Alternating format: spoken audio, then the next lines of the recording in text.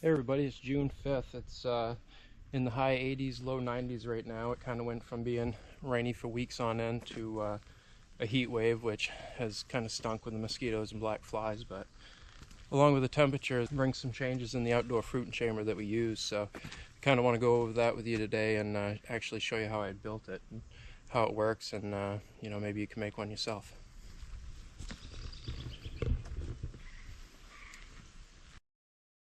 So the reason I picked today to show you guys this is because the temperatures being what they are, I've been procrastinating on getting something done, which is kind of a big part of this building. So I'm going to get to it and explain as I go.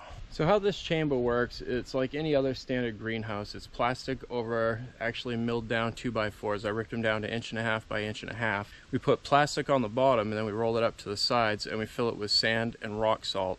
And the reason we put rock salt in it is because it keeps any of the slugs or any of the other bugs wanting to nest in the sand or live in there out. The sand helps with the humidity. We have a misting system that's pointed into the center corridor and it sprays the sand only there. And the reason why is because if you start spraying it over the top of your blocks, you end up with blotch because the water sitting on top of the mycelium on top of the block does not like it. At one end of the chamber we have a screen window, and at the other end we have a screen on the door.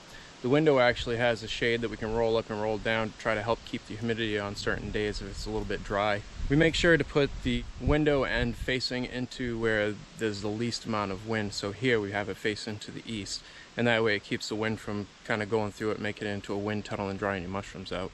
So when we were done framing this up, we took some cedar and we cut it to 3/4 by 1.5 and we put a piece in each corner, so it was probably 20 inches long, and we drove it down to about maybe 5 inches sticking out. We put a screw through it into the framing in the corner of the building, and that way it keeps the wind from blowing it over. The misting system that we use is just one of the ones that goes on the end of your hose that you can hang up over a canopy or something like that.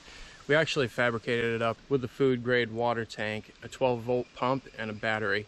And we just hooked it all together, plumbed it up, and it works awesome. You just flick a switch every now and again, and it puts plenty of mist into the air so that it can get down into the sand and evaporate back up. So we figured out this technique back when we were growing shiitakes. We need an area that we could grow them in where it kept humidity up and kept them shaded and stuff like that. We call it the POC pod, which is Passive Outdoor Chamber.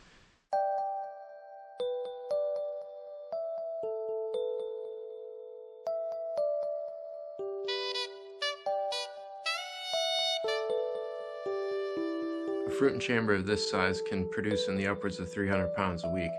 Given the natural environment, your mushrooms are way more hardier and they'll have way longer of a shelf life.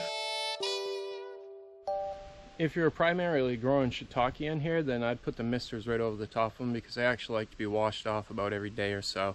They really like the water pounding on top of them, and it helps them actually pin a lot better.